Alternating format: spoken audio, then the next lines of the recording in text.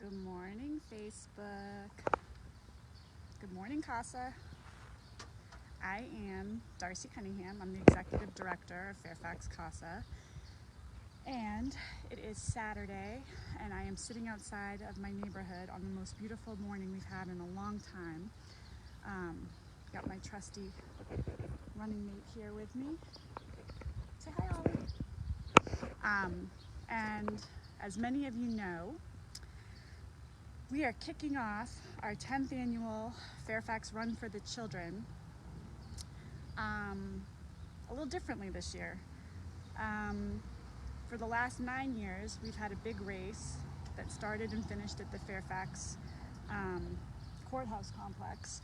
And unfortunately, due to the COVID situation, we had to cancel the race. But I guess when the Boston Marathon cancels for the first time in 124 years, we have zero excuses, nor would we ever want to put anybody at risk or do anything that was dangerous or created a situation. And so we decided back in March to cancel our race. It was a difficult decision because it was going to be our biggest and best yet, but at the same time it was the most responsible and sensible thing to do. So we kind of sat there and thought, well, what could we do? And we decided to do a virtual race, meaning that for the next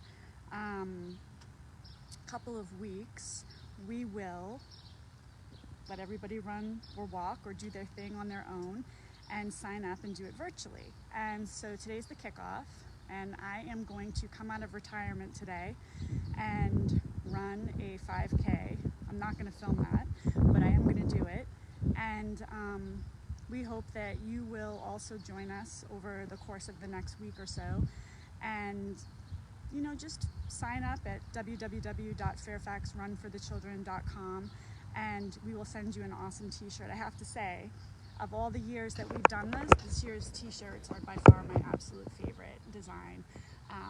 So if you sign up, you'll get a t-shirt, and more importantly, you will be part of something bigger and better than ever before. Our goal this year, since we had to do it a little bit differently and virtually, was to try to get a registrant from every single state, and we are doing pretty well. I think we're at 31 states signed up. We need the remaining states, so please, please, please share the information and help us fill that middle of the country. We're doing great on the East Coast and the West Coast and in the South, but in the middle of the country, we're lacking. So I'm going to get going in a minute, but I just wanted to tell you guys a little bit about Fairfax CASA in case you are not familiar with the program. The CASA program is a program, it's a nonprofit, and we are part of about 920 programs across the country. Each one of us is an independent 501c3 or a program of their local city or state. But basically, a long time ago, a judge in Seattle, Washington, David Sukup, was on a rotating bench, meaning that he was handling cases from all different types of dockets. And he said that of all the cases he was handling, the children's cases, the cases involving families, were the most difficult and of the most concern, because he felt like he was making life-altering, life-changing decisions and didn't have the best information to make those decisions. So he came up with an idea to train citizen volunteers to kind of be the eyes and ears of the court, to go out into the community and to investigate and report back to the court. And what started as maybe 40 people in Seattle, Washington, has grown to about 950-ish programs across the country. We have 27 programs here in Virginia. And Fairfax CASA incorporated in 1989. And since that time, we have served over 7,000 children from Fairfax County. We've trained over 1,700 volunteers from our community. And as a former attorney who practiced in the District of Columbia in the Child Abuse Division, I can tell you that this is one of the most valuable programs I've ever seen, and I wouldn't be part of it if it wasn't a worthwhile endeavor. What these people do, what the volunteers for Fairfax CASA do, it's incredible. We train them for 35 hours, and then we ask them to basically go out in the community and go into people's homes and create relationships with these kids, and they are mandated by the Code of Virginia to see the kids once a month. Here at Fairfax, we require them to see them twice a month, and when I say see, I mean they have to physically be in the room with those children. You can imagine during this COVID crisis, that's been difficult. We've asked our 140 volunteers to learn how to use FaceTime and to use WhatsApp and to try all these different technological advances that we have, and they are killing it. They are doing a great job. They have to write reports for the court. They have to, in those reports, make recommendations. And last year we provided over 250 comprehensive reports to the court. And the recommendations we made, usually between 96 and 98% of those recommendations are adopted and ordered by the court. This is not a, feel good, warm and fuzzy, make yourself feel good kind of program. This is a program that changes lives and changes outcomes for the most vulnerable of children. Children who have been neglected, children who have been horrifically abused, children who have experienced nothing but chaos. And the CASA comes into their life and stays with them from the beginning until the very, very end of their case. And that average is about 26 months right now. You can imagine that in the child welfare system, these kids see multiple therapists, they have different social workers, they have different adults coming and going. They average 2.5 foster homes, which means 2.5 different schools. And our CASAs stay with them from the beginning to the end. And our longest running cases, we have 2 cases that have run 10 years, and both of those cases had the same CASAs assigned from day one until the case is closed 10 years later. Obviously 10 years is an exception, and we don't want a child to be in the system for 10 years, but it happens. And the fact that these children had the continuity and the familiarity with one person who was in their corner and fought for them and showed up when they said they would, that's a pretty amazing thing. So that's what we do.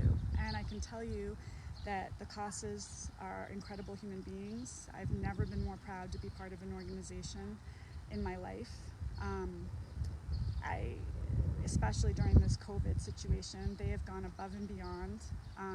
We've all had to adapt. Life is crazy right now, and you can imagine that our kids are not going to school, they're not being seen, they're not, they're stuck, right?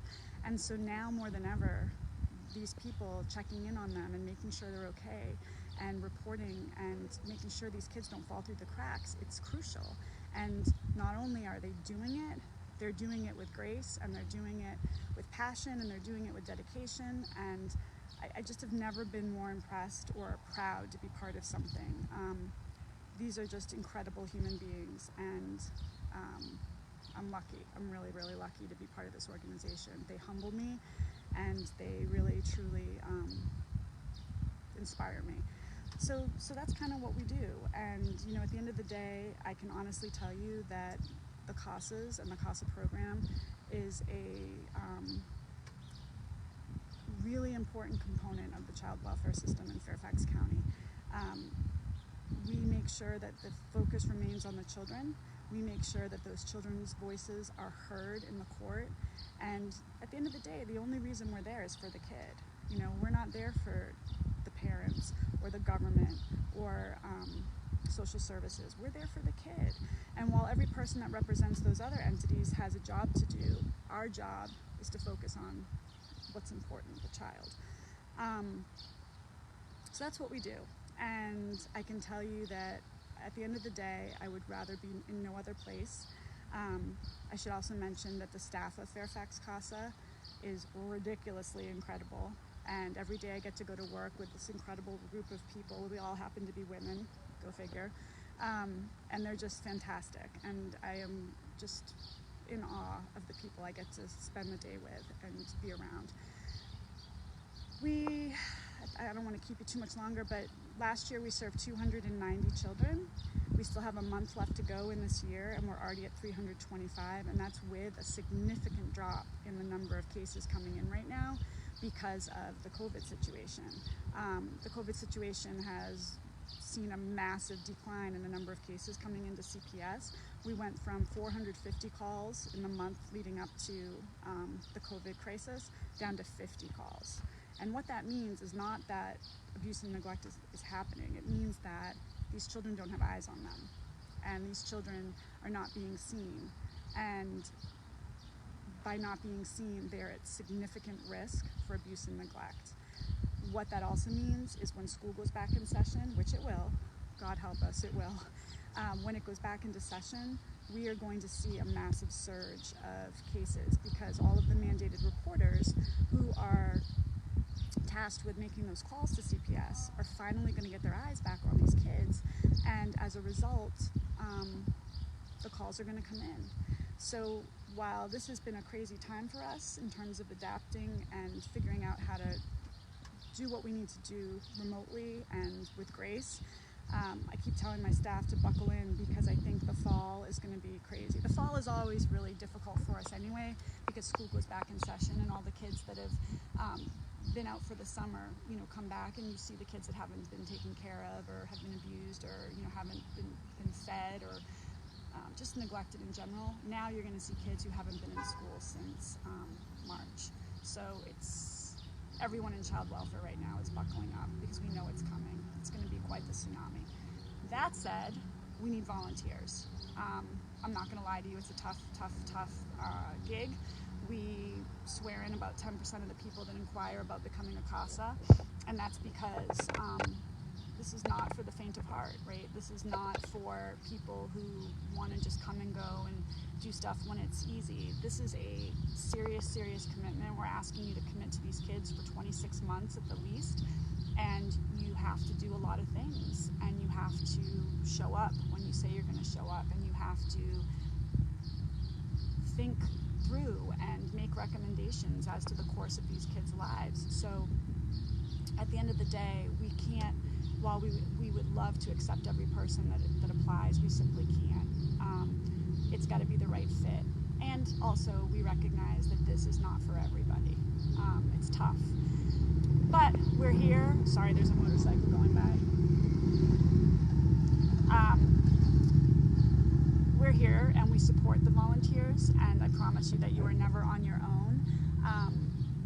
We will hold your hand through the whole process, and you have a supervisor, and I'm there, and the court appreciates you, and I just realized it looks like I have green things coming out of the back of my head. Oh well. At the end of the day, you will never be alone. So if you're interested, you can go to our website, www.fairfaxcasa.org. We have lots of information sessions coming up. It's the first step in becoming a volunteer. But in the meantime, the way you can support us is to sign up for this race that we're doing from now until next week, www.fairfaxrunforthechildren.com.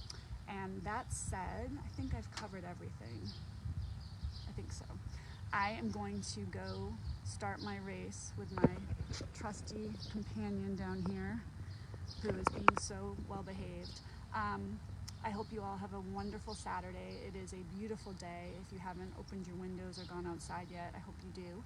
And I think you should go for a run or a walk. And we are definitely taking donations through the website. So, think about it and join us and have a wonderful Saturday. Thank you. Bye.